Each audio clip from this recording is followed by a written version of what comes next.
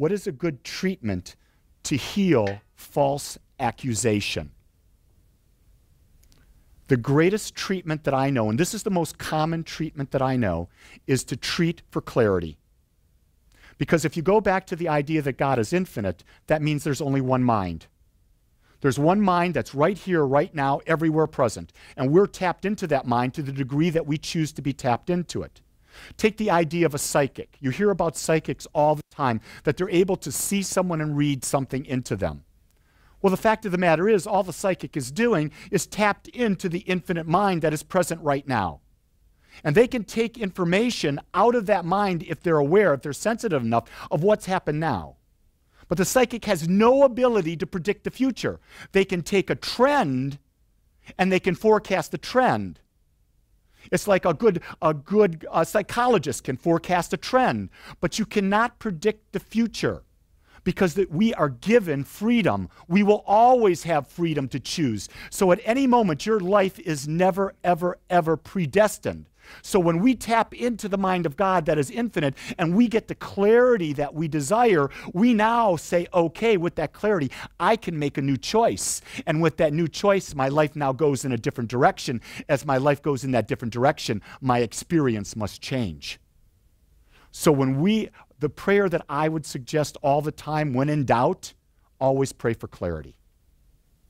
It's always with you. And if you can't see the clarity for yourself, go to a practitioner and ask them. Go to a friend and say, tell me what the clarity is here. Tell me what my higher vision is here. Go to anyone in this community, and I guarantee you they'll be able to see that for you. How can a universe without consciousness create a scene or a knower of itself? Well, that's a fascinating question. How can the universe without a consciousness? First off, the universe is consciousness. It's the very premise of all things.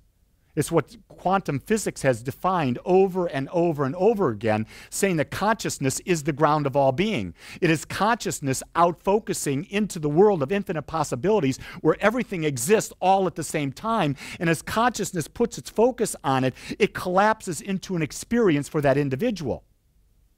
And then when there's a collective consciousness, a group consciousness, like there's a group consciousness right now that's collapsed right here on the possibility of Lee that's focusing and hearing me as I am, because together you're seeing that. But here's the other interesting thing about the individualizations of God. Each of you, being that individualization of the one, is hearing what I am expressing from your own perfect perspective. So consciousness is getting it in about 60 different ways right now. And when this talk goes on the web, and it's seen by others, it's going to get that many more people. And when it's heard on iTunes, it's going to have that many more people see it. So the idea is consciousness is everything. God is infinite consciousness. We are the individualizations of that consciousness expressing to the degree of our awareness of our allness within the one. We're always striving to become the fullness, the fuller consciousness. We've always been the fuller consciousness. We're awakening to the realization of it. Can you talk about some of the demonstrations that have happened in our community?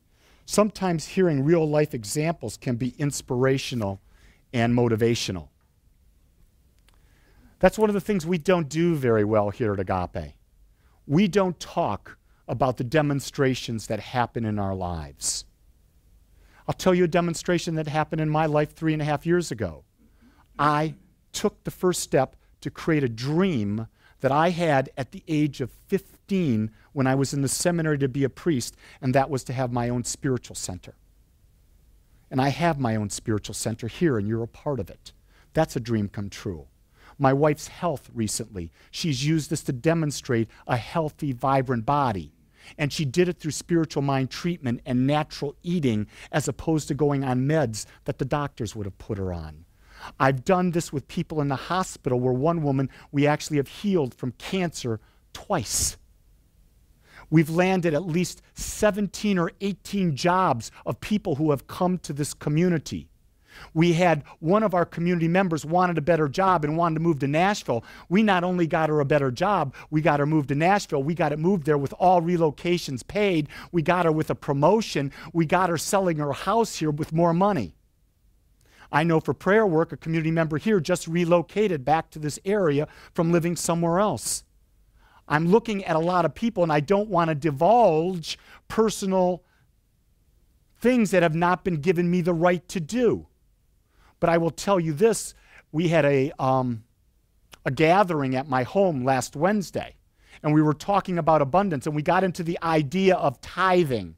And an individual shared his experience about tithing and how they and their partner had forgotten about that practice.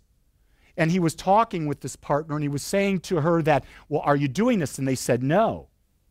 And so all of a sudden they started to do it, and all of a sudden money started pouring into their house. Opportunity after opportunity came in. People would ask, why does it work? Don't know. Have no idea why it works. It just does. It happens all the time. So when we do our prosperity program in the fall, each week someone in the community will get up and talk to you about how has this worked in the area of money.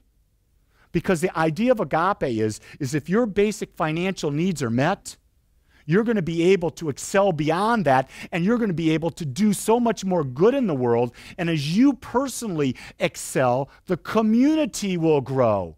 You see, it's not about the community growing, it's about the individuals growing and then coming into the community. So as you come to Agape, I'm going to share this with you. The only purpose we have here is so that you feel good, that you are empowered to create a life that is so fantastic, so great that you'll want to bring all of your friends here and say, there is no recession out there. There is no disease out there. There is no divorce out there. There is love. There is abundance. There is health.